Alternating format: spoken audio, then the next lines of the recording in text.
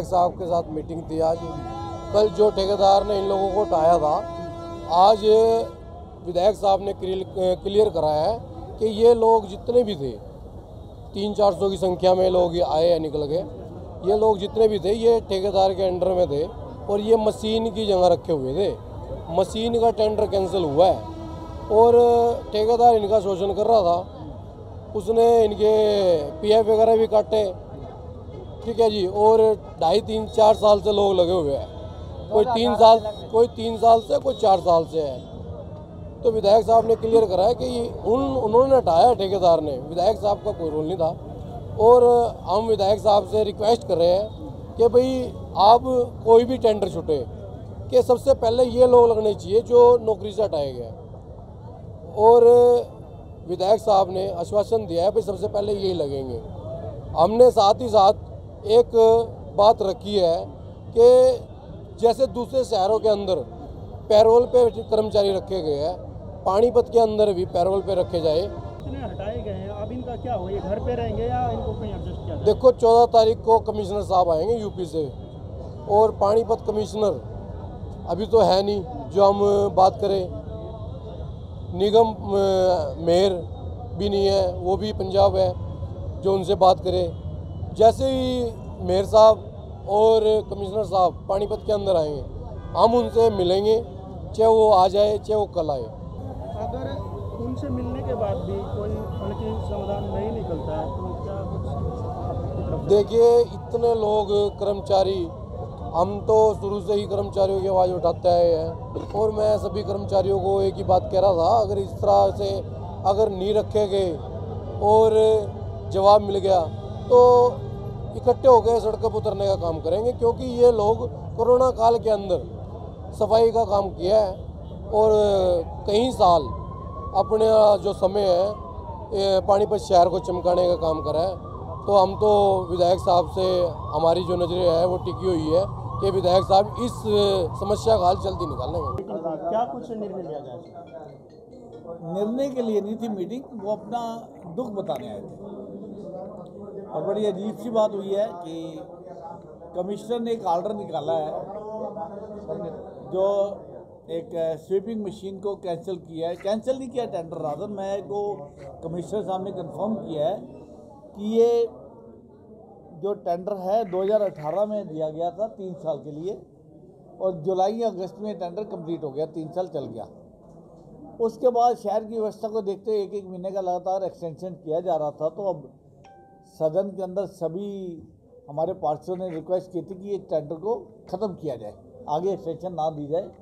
तो उसके अंतर्गत कमिश्नर साहब ने इस टेंडर को आगे एक्सटेंशन नहीं दी है, कैंसिल नहीं हुआ ये टेंडर। कैंसिल ख़त्म तो ये जुलाई 2021 को हो चुका था।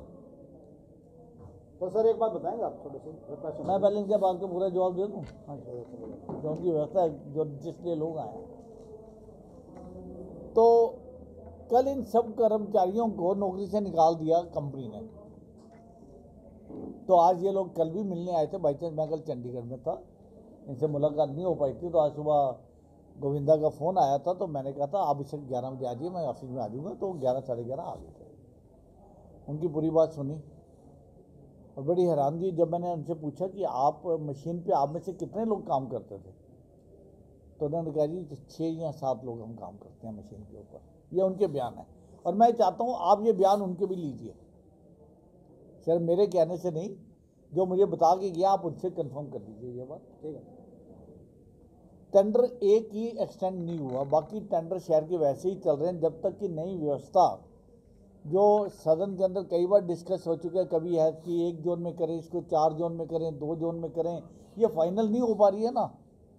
तो मैंने सभी अपने पार्षदों और साथियों से निवेदन किया था 1-2 दिन पहले कि आप अपनी मीटिंग करिए, मेयर साहिबा हों, उसके अंदर डिप्टी मेयर हों, सीनियर डिप्टी मेयर हों, और आप इस शहर को साफ़ करने की जो भी व्यवस्था बनाना चाहें मुझे मंजूर है, लेकिन शहर साफ़ चाहिए मुझे।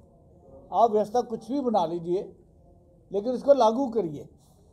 तो जब तब तक ये निर्णय लिया गया था, चाहे नाला गैंग है, चाहे सेक्टर की स्वीपिंग है, या आपके नाइट स्वीपिंग है, जितने भी बाकी टेंडर वो एज इट इज़ अभी चलते रहे जब तक कि स्थायी व्यवस्था हम ना कर लें, ताकि शहर सफाई तो चाहिए।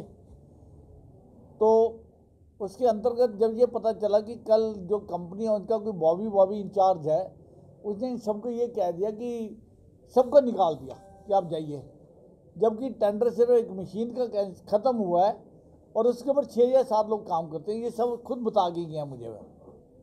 तो ये किसी भी हिसाब से उचित नहीं है। जहाँ ये काम कर रहे हैं इन सबको, जिस कंपनी के पास जोन सा कंट्रैक्ट है, अब मुझे मालूम नहीं है कि नाला गैंग किसके पास है, नाइट स्वीपिंग किसके पास है, सेक्टर किसके पास है, जिस भी कंपनी के पास है इनको अपने काम पर वो वापस ले।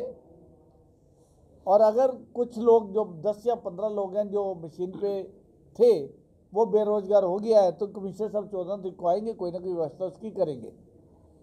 और मैं तो जो बात पहले भी दोहराना चाहता हूँ एक बार, कि जल्दी से जल्दी निगम इस शहर को साफ करने के लिए, अपनी व्यवस्था को दृढ़ करने के लिए जो भी योजना बनाना चाहते हैं सभी पार्षदगण और मेयर साहिबा उस योजना को तुरंत लागू करें। और उस योजना के अंतर्गत अगर हमारे कोई भी सफाई कर्मचारी जो हैं निगम में, जो ठेकेदारों के पास लगे हुए हैं, अगर वो खाली हो जाते हैं किसी भी व्यवस्था में, तो सबसे पहले उनका हक बनता है कि हम उन सभी वर्कर्स को, सभी कर्मचारियों को पहले नए काम में लगाएं, ना कि हम बाहर से नए आदमी और लेके आ जाएं और ये खाली रह जाएं। इस तरह अनएम्प्लॉयमेंट नहीं होने देंगे। नए ठेकेदारों में या नए काम के अंदर जो व्यवस्था बनाई जाए, सबसे पहले इनमें से एक भी बच्चा सफाई कर्मचारी बचना नहीं चाहिए, वो सब काम पर लौट के आने चाहिए। ये मेरे सबसे आग्रह भी है। सर, सफाई कर्मचारियों में जब ठेकेदार है, सुपरवाइजर है, शोषण ज़्यादा होता है, भाई पैसे ले देंगे कुछ।